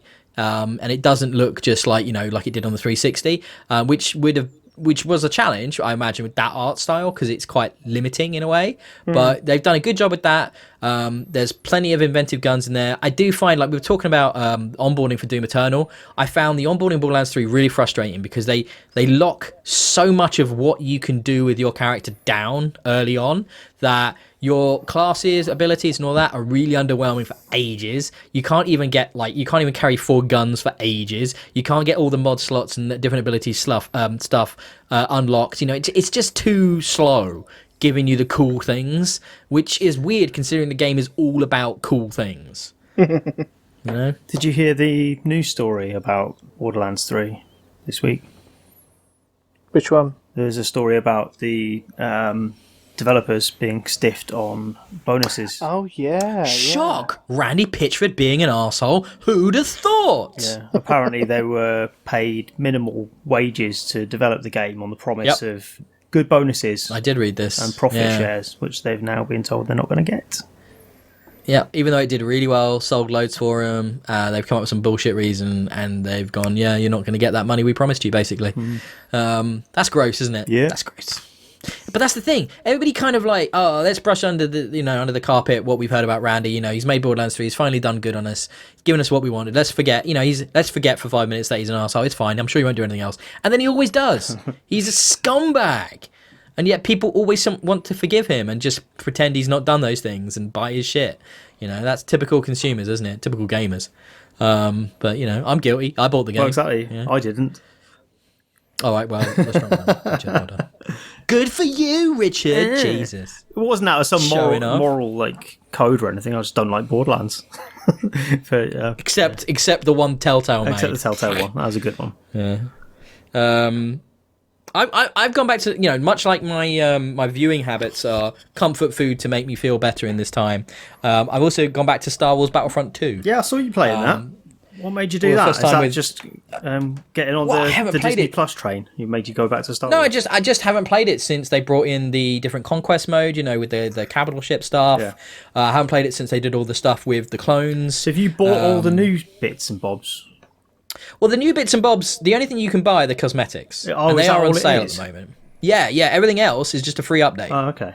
So all of that stuff, and if you've got it, Rich, I couldn't remember if you did or not. I was going to see if you wanted to get in on it as well, Yeah. because it's really good. Like playing Conquest with a friend, and it's like the clones against the droids, and it's like, do you know what? I really did enjoy that era of Star Wars in many ways, the Clone Wars stuff, and being able to do that on planets like Felucia and stuff. The environments look incredible, and they basically made it more accessible than ever to like level up. I think it's permanent double XP at the minute as well because of Corona. So it's just really easy to get into, and some of the way the systems of the game have dealt with pulling out microtransactions and stuff is a bit weird, but it mostly works, and it took me a minute to get used to everything because it's one of those typical things with the game. I think it's either free to play or very nearly free to play now, Battlefront 2. So it's like some of the systems that they've kind of shoehorned in around the updates and how they've changed how currencies work is a bit confusing. Yeah. But once I got my head around that, it was easy enough. It's still, I found load times were better, Richard. I don't know what they've done, but things seem to load in quicker than they used to. That was notoriously bad at launch, wasn't it? I was an early was adopter really of bad. Battlefront 2 before. Yeah, me too. Just before all the what do you call it? The microtransaction stuff really kicked off. Yeah. So I've seen it either side of that fence. I did go back after they changed it, and you're right, it's a bit weird, isn't it? But then it was always quite strange. Even with the microtransaction stuff in, it didn't quite make sense. Yeah, no, I agree. But now, once you get your head around that, you kind of don't have to really pay any attention to it anyway, because it mostly all involves cosmetic stuff anyway. Yeah. It's much easier to understand now how you get the skill points and how you upgrade your classes, because do you remember that it was all like the skills were on cards that you'd get out of the loot boxes? That's kind of all gone now. Now you just get skill points for playing with that class, and then you use that to unlock the cards and level them up. Yeah. And that's kind of all you have to do, which is a lot simpler. But basically, it's a Star Wars toy box. You get to be in those Star Wars wars, which is just brilliant fun. And you get to play as all the heroes and classes and all the different characters you remember across all the eras now. And it's crazy how full that game is. Like, it is full to the brim of Star Wars nostalgia goodness, and it plays really well. I really like how it feels. I'd recommend reinstalling it if you haven't, and you just want to play some multiplayer in the Star Wars universe. It's one of the best Star Wars games. Yeah, honestly, really, really good. I always enjoyed it. The game itself was really good fun. It's just the stuff around it, wasn't it, that was a bit annoying. The loading and the microtransactions, but the game itself, great. You played Battlefront 2, Cam? I actually played it when it was available on the EA Pass on PlayStation. Mm-hmm. But I mean, I'd played a bit of the multiplayer, but I was told that the actual single player story was actually awesome. No, And it's all right. it was Fallen Order's out iffy, now, mate. but I wouldn't worry about it. Yeah, play that. No, I will. Don't you worry. But I played it through though, and I enjoyed it, and it did explain a little bit before episode 7 came out as well, which is cool. So there's a nice little segue into both of them. But the multiplayer was just at that time it was all right, I guess. I probably have more fun still playing with my friends from Battlefront 2 from the 2005 game on Steam. You can still play that on I think you can use some sort of IP change up to play together. And we have more fun doing that anyway. Yeah, I remember that game. That was about 9 years before all the stuff kicks off in Ukraine, wasn't it? Dollars. Right, so fair enough. Cam, is there any other games that you've been playing you wanted to bring up before we wrap this one up and stuff? Yeah, I've been playing quite a few. Me and my friends have been jumping into COD Warzone. I still haven't played any. I really should play some COD Warzone. I really enjoyed the new COD. It's a good battle royale mode that they do. There's enough in the game to distinguish it from other battle royale modes. Just little differences here and there. You can still use some kill streaks. You can still, pardon me. You can basically buy each other back into the game, which is awesome. I heard about you can this. actually you can pick up cash And if you die, you get thrown into the gulag for the and you for can a fight. fight people to get out. Yeah, that's right. Yeah, so Sounds mad. I do surprisingly well in the gulag actually. Probably 8 times out of 10. I'm not surprised, Cam. I think you'd do quite well in lockup, mate. You do well in prison, Cameron. Yeah. You'd know who to punch and who to. Well, you know. You do well. But yeah, it's cool though. So me and my friends have been enjoying that. Fine, I managed to get the Surge 2. I'm going to play through that. I know you guys had a little review of that, and thoroughly enjoying it. I probably spent more time than I should do. I should be looking after my kid at this sort of time, but I'm playing Surge 2 instead. No, don't worry about that. They look after themselves. That's how it works, yeah? How else is he going to learn, you know? I mean, he can't go anywhere. What's the problem? You know? just close the door and be like, yeah, whatever. Give him a screen or something. Give him a pad, and they teach themselves now, mate. It's fine. Surge 2 is a lot of fun. You asked me about it when you first got it, I remember, and you said, you got any tips for like the best way? I just said, you just farm every area you can. Like, just cut off all the limbs, get all the upgrade materials until you're OP for the area, and then move on to the next one. That's what I generally do in that game. What about you, Richard? Yeah, that's usually what you do in most games, isn't it? I think it's good advice in most games, true, but I think in this game, because of the nature of the upgrades and how it works with the decapitation mechanic, actually farming those enemies, it gives you more rewards than it kind of does in many other Souls-like games. This is just, it's super effective in the Surge. Yeah, it's not just really, watching numbers helps. go up, it's getting the stuff that you need, isn't it? Giving yourself more of a palette to attack the next wave of stuff in the next area.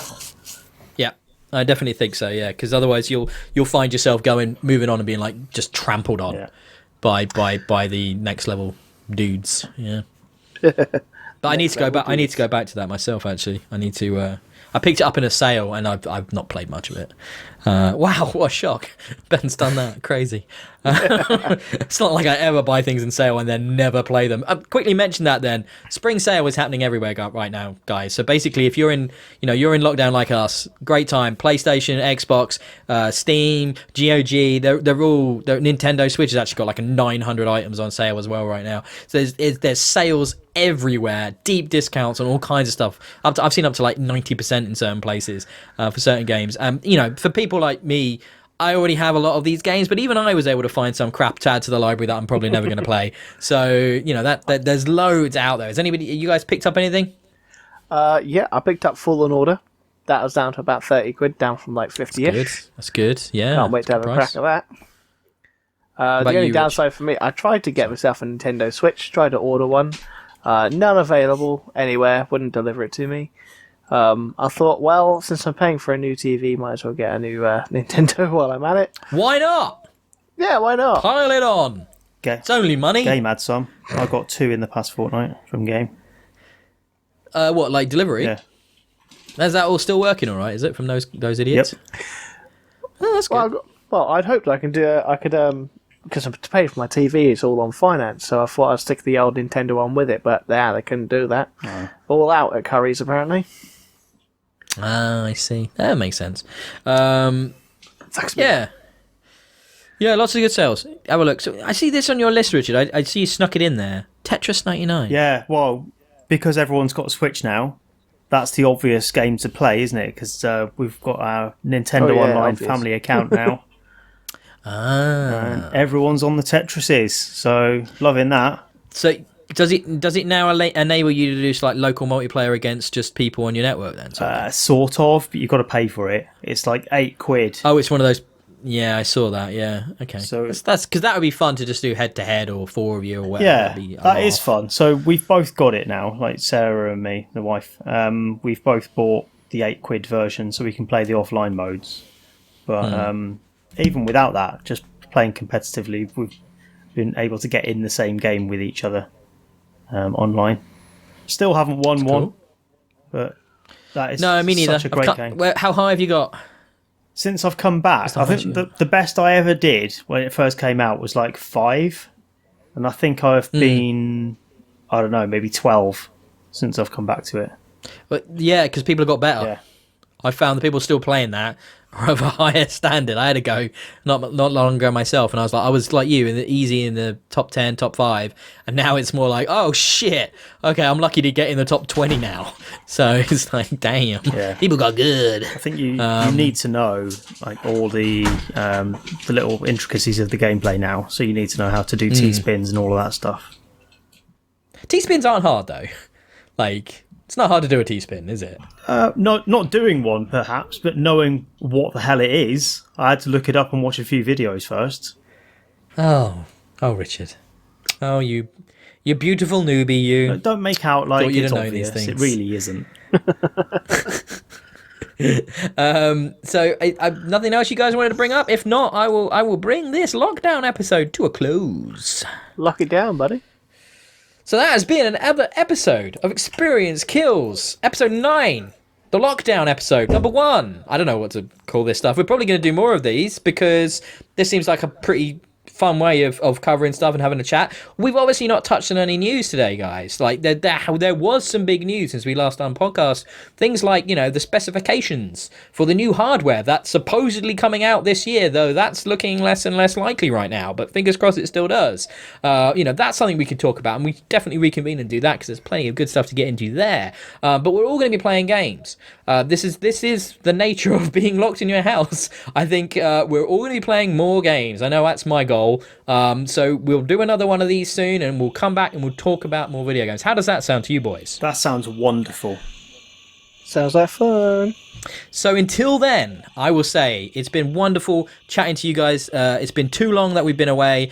Please head over to YouTube, give us a subscribe. We'd really appreciate that. Pop some likes down on some of the videos as well. That helps with the visibility. That is all we ask. If you can head over to Twitter and follow us at Experience Kills as well, that'd be fantastic. And guess what? We've also got a website now. I know. How crazy is that? We're back to having a website. There's not a great deal on it right now, but that's something we're definitely looking at. Blame Corona, blame the pandemic. Things have all got a bit crazy and been a bit put back, but things will be happening on that front as well. You can also find me at DIYE on Twitter if you'd like to follow me personally. You can find Richard at Colonel Red. Cameron, very sensibly, has abstained from Twitter. He is not on Twitter.